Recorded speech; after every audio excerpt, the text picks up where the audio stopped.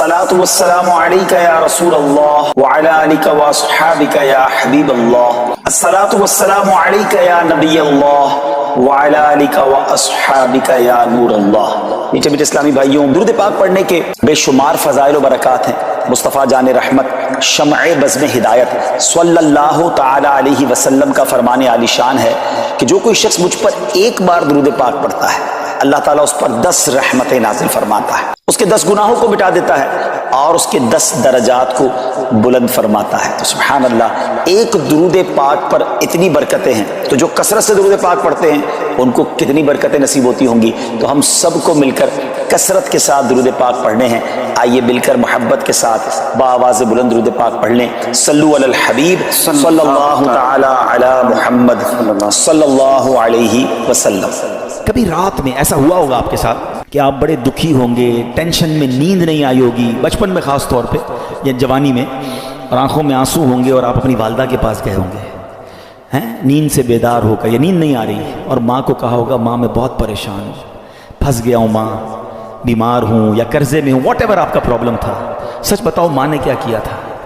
کروٹ بدل کر سو گئی تھی کہ بیٹا تو جان تیرا کام جانے، یا ماں بھی بے قرار ہو گئی تھی؟ ماں بھی اٹھ کر بیٹھ گئی، ماں نے سینے لگایا، اللہ سے دعائیں کرنا شروع کر دی۔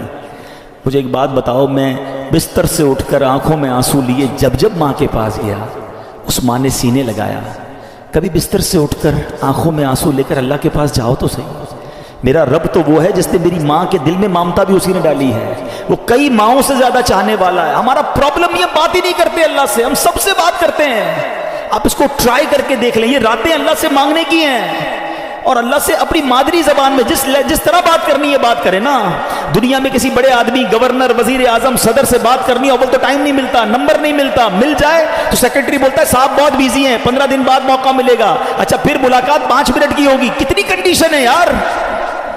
میں تو کہہ رہا ہوں خدا سے بات کرنی ہے، احکم الحاکمین سے بات کرنی ہے۔ کیسے ہوگی؟ پوچھو مولا علی سے۔ کہتے ہیں جب میرا جی چاہتا ہے میرا رب مجھ سے بات کرے، میں قرآن پڑھنے لگ جاتا ہوں، اور جب جی چاہتا ہے میں اللہ سے بات کروں، میں دعا کرنے لگ جاتا ہوں۔ کیا 2 وے کانورزیشن ہے یار، نو بڈی بٹوین می اینڈ اللہ سبحانہ و تعالیٰ، نو سیکرٹری، نو ٹائم لمٹ، جتنی بات کرنی ہے کرو نا۔ ہاتھ اٹھاؤ اکیلے میں، کبھی کبھی تہجد میں بیٹھا کرو، یہ مسجد میں بھی آ کر نا کونا پکڑ لیا کرے، کبھی کبھی فوراً چلے جاتے ہیں لوگ، اور اللہ سے باتیں کریں۔ اے اللہ پریشان ہوں، اے اللہ بیمار ہوں، پھنس گیا ہوں مولا، کاروبار ٹھپ ہو گیا ہے، روزی کے مسائل ہیں، بیماری کے، جو آپ کے دل میں اللہ سے بات کرو۔ آپ یقین کرو وہ دینے والا ہے، وہ خود فرماتا ہے ادعونی استجب لکم، مانگو میں تمہیں عطا کروں گا۔ جس دن اللہ پر آپ کا بھروسہ بڑھ گیا نا، آپ کو دعا کا لطف آ جائے گا۔ آپ اللہ سے پتہ ہے ایک اور بڑی پیاری قرآن پاک کی آیت کا جز ہے، وہ کیا ہے؟ وَأُفَوِّضُ أَمْرِي إِلَى اللَّهِ، میں اپنے سارے کام اپنے رب کے سپرد کرتا ہوں۔ ہم کہتے ہیں یار میں آج گیا تھا بھائی فلاں جگہ، فائل جمع کرا کے آیا ہوں، مسئلہ حل ہو جائے گا، بہت بڑی شخصیت کو دے کر آیا ہوں فائل۔ جب آپ یہ پڑھو گے نا تو دل سے آواز آئے گی فائل جمع کرا دی اللہ کی بارے میں۔ آپ کے لیے زبردست وظیفہ لے کر آیا ہوں۔ تفسیر قرآن صراط الجنان کا مطالعہ کر رہا تھا، 22واں پارہ صراط الجنان پیج نمبر 143، اور یہ آیت نمبر ہے 26 سورہ سبا، اس کی تفسیر میں۔ تو کیا کمال کے دو اللہ تبارک و تعالیٰ کے ناموں سے خوبصورت وظائف ملے، الفتاح اور العلیم، یہ یاد کر لیجئے۔ علامہ اسماعیل حقی رحمۃ اللہ تعالی فرماتے ہیں الفتاح، یہ اسم مبارک کا خاصہ یہ ہے کہ اس کی برکت سے مشکلات آسان ہو جاتی ہیں، دل روشن ہو جاتا ہے اور کامیابی کے اسباب حاصل ہو جاتے ہیں۔ نماز فجر کے بعد جس نے سینے پر ہاتھ رکھ کر 71 ٹائمز اس اسم کو یعنی یا فتاحو یہ پڑھا تو اس کا دل پاک اور منور ہو جائے گا، اس کا کام آسان ہو جائے گا، اور اس کی برکت سے رزق میں بھی وسعت ہوگی۔ اور دوسرا ہے العلیم، اس اسم مبارک کا خاصہ یہ ہے کہ اس کا ورد کرتے رہنے والے کو علم اور معرفت حاصل ہوگی۔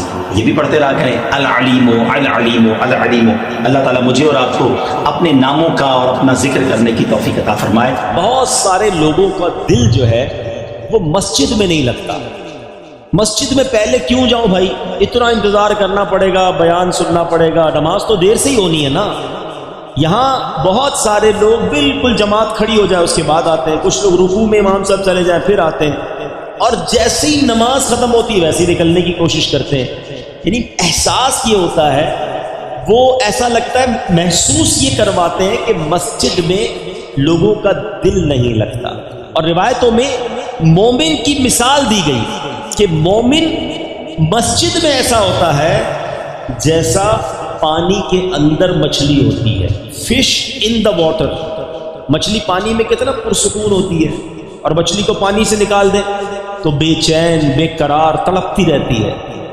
مگر بدقسمتی کے ساتھ بہت بڑی اکثریت ہماری وہ ہے کہ وہ مسجد کے اندر اس طرح ہوتی ہے جیسے مچھلی پانی کے باہر ہے, بے قرار بے چین گھڑی دیکھتے رہیں گے یار کب اذان ہوگی, کب جماعت ہوگی. کبھی امام صاحب 1 منٹ لیٹ ہو جائیں, 2 منٹ لیٹ ہو جائیں تو امام صاحب کو پکڑ لیں گے, حضرت 2 منٹ آج آپ نے لیٹ جماعت شروع کی. امام صاحب 1-2 منٹ لمبی نماز پڑھا دیں, دعا طویل کر دیں, اس پر اعتراض کرنے والے اعتراض کر رہے ہوتے حضرت آج آپ نے 2 منٹ لمبی دعا کرا دی. اللہ کے بندوں 1-2 منٹ زیادہ اللہ کے گھر میں بیٹھنے کو ملا نا, شکر ادا کرو. اچھا یہی بندہ باہر چائے کی دکان پر گھنٹوں بیٹھ جائے گا دوستوں کے ساتھ, وہاں کوئی ٹائم نہیں دیکھنا, مسجد میں 2 منٹ زیادہ کیوں گزرے اس پر اعتراض شروع ہو جاتا ہے. اس کا مطلب پتہ ہے کیا ہوا کہ دل مسجد میں نہیں لگ رہا. جس کا دل مسجد میں نہ لگے وہ اپنے دل کا علاج کرائے, کیونکہ مسجد کس کا گھر ہے بتاؤ نا. اچھا آپ کے گھر میں بغیر اجازت کوئی آ سکتا ہے؟ دروازہ کھٹکھٹائے کہ آج آپ کے گھر میں رہوں گا, آپ کہیں گے کون ہو بھائی, میں تو جانتا ہی نہیں. جب میرے اور آپ کے گھر میں بے اجازت کوئی نہیں آ سکتا, اللہ کے گھر میں کیسے آئے گا؟ خوش نصیب ہیں وہ لوگ جنہیں روز بلایا جاتا ہے. مسجد میں خود سے کوئی نہیں آتا, بلایا جاتا ہے. جو نہیں آتا نا, اب ماشاءاللہ یہ مسجد اتنی فل ہے کہ پیچھے بھی لوگ کھڑے ہیں. میں آپ سب سے ایک سوال کرنا چاہتا ہوں, کیا صرف جمعہ کی نماز فرض ہے؟ ہونا یہ چاہیے تھا کہ عصر میں بھی مسجد فل ہوتی, مغرب میں بھی فل ہوتی, عشاء میں, فجر میں. اور جو لوگ کہتے ہیں نا یار میں مسجد نہیں جاتا, تمہاری بھول ہے. تم نہیں جاتے, تمہیں بلایا نہیں جاتا. تم اللہ کی بارگاہ میں توبہ کرو کہ اے اللہ مجھے روز اپنے گھر میں بلا, میں اتنا برا ہوں کہ مجھے پورا ہفتہ تیرے گھر میں آنے کا موقع نہیں ملتا. توبہ کر کے اللہ کو راضی کر کے مسجد میں آنا جانا باندھ لو. پنجاب والوں کی ایک بات بڑی مشہور ہے, میں تو جب بھی پنجاب آتا ہوں, باقی شہروں میں بھی ماشاءاللہ ایسا ہے کہ مہمان نواز ہوتے ہیں. جب بھی آئیں بڑا خیال کرتے ہیں مہمانوں کا, ٹھیک ہے نا. تو جب آپ کے گھر کوئی آتا ہے کیا کرتے ہو؟ مہمان خوش ہو کر جائے. ایسا ہی ہے نا, اگر آپ کے گھر پہ کوئی مہمان آتا ہے آپ کیا کہتے ہیں؟ یار مہمان راضی ہو کے جائے. اب مہمان کو کچھ تحفہ بھی دے کے بھیجتے ہیں. ایسا ہی ہے, جب اللہ کے گھر پر کوئی آئے گا تو اللہ اسے جھولی بھر کر نہیں بھیجے گا, اسے خوش کر کے نہیں لوٹائے گا. خوش نصیب ہے وہ لوگ جو مسجد میں روز آتے ہیں, بیٹھتے ہیں, سکون سے ذکر و اذکار پڑھتے ہیں. ارے دنیا میں کسی کے گھر جاؤ وہ تحفے کے ساتھ بھیجتا ہے, اللہ کے گھر میں آئیں گے وہ جھولیاں بھر کے لوٹائے گا. تو نیت کر لیں انشاءاللہ. پہلی نیت تو یہ کر لیں کہ اب انشاءاللہ 5 نمازیں مسجد میں باجماعت ادا کریں گے. جمعہ کا دن کوئی عام دن نہیں ہے, یاد رکھیے گا. جمعہ کا دن ایک بڑا خاص دن ہے. اللہ تبارک و تعالی نے ہم پر ایک خاص کرم کیا ہے کہ ہمیں ہر ہفتے یہ دن عطا فرمایا. جمعہ کے دن کچھ خاص اعمال کرنے والے ہیں, وہ بھی عرض کرتا ہوں. لیکن جمعے کی پہلے اہمیت کو سمجھیے کہ جمعہ پیارے آقا علیہ الصلوۃ والسلام کی احادیث اور روایتوں کے ذریعے علماء نے بتایا کہ جمعہ یوم العید ہے. جمعہ سب دنوں کا سردار ہے. جمعہ کے روز جہنم کی آگ نہیں سلگائی جاتی. جمعہ کی رات دوزخ کے دروازے نہیں کھلتے. جمعہ کو بروز قیامت دلہن کی طرح اٹھایا جائے گا. جمعہ کے روز مرنے والا خوش نصیب مسلمان شہید کا رتبہ پاتا ہے اور عذاب قبر سے محفوظ ہو جاتا ہے. مفسر شہیر حکیم الامت حضرت مفتی احمد یار خان نعیمی رحمت اللہ تعالی علیہ فرماتے ہیں کہ جمعہ کو حج ہو تو اس کا ثواب 70 حج کے برابر ہے, کیونکہ جمعے کی ایک نیکی کا ثواب 70 گنا ہے. Multi ply by 70. ہم کہتے ہیں نا یار فلاں جگہ اسکیم لگی ہوئی ہے بھائی, 50% ڈسکاؤنٹ, 20% ڈسکاؤنٹ. زیادہ ڈسکاؤنٹ ہو تو سردی میں گرمیوں کا سامان